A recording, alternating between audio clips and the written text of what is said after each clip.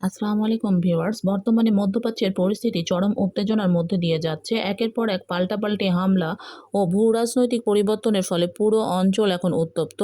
আজকের কিছু আপডেট আপনাদের বলছি। প্রথমত, ৭ বছর পর উত্তর কোরিয়া সফরে গিয়েছেন চীনের প্রেসিডেন্ট শি জিনপিং। দেশটির রাজধানী পিয়ংইয়নে পৌঁছালে প্রেসিডেন্ট কিম জং উন তাকে লাল গালিচায় সংবর্ধনা দেন।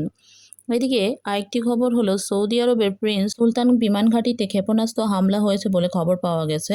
তবে ইরানের রাষ্ট্রীয় বার্তা সংস্থা আইআরআইবি নিশ্চিত করেছে যে ইরান এতে জড়িত নয়। ধারণা করা হচ্ছে এটি ইয়েমেনের হুতি সরকারের কাজ।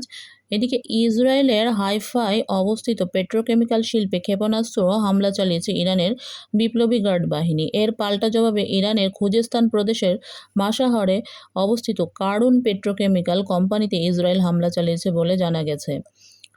পরের খবরটি হলো, ইরানের পররাষ্ট্র মন্ত্রণালয়ের মুখপাত্র ইসমাইল বাকাই স্পষ্ট করে বলেছেন যে তেল আবিবের কোনো পদক্ষেপই যুক্তরাষ্ট্রের সহায়তা ছাড়া সম্ভব নয়। তিনি সতর্ক করে বলেছেন, লেবানন ও দক্ষিণ ইরানে যে কোনো উত্তেজনার দায় যুক্তরাষ্ট্রকে বহন করতে হবে।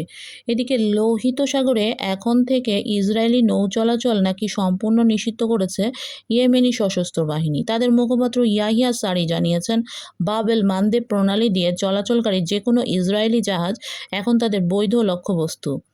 আর সবশেষে, ওমানের মাসিরা দ্বীপের কাছে একটি ট্যাঙ্কারে আগুন লাগার ঘটনায় নাবিকদের উদ্ধার করা হয়েছে। ভারত ও ওমান যৌথভাবে উদ্ধার কাজ চালাচ্ছে। বর্তমানে ঘটনার কারণ অনুসন্ধান করা হচ্ছে।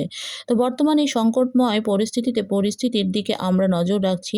পরবর্তী আপডেটের জন্য আমাদের সাথেই থাকুন। আল্লাহ হাফেজ।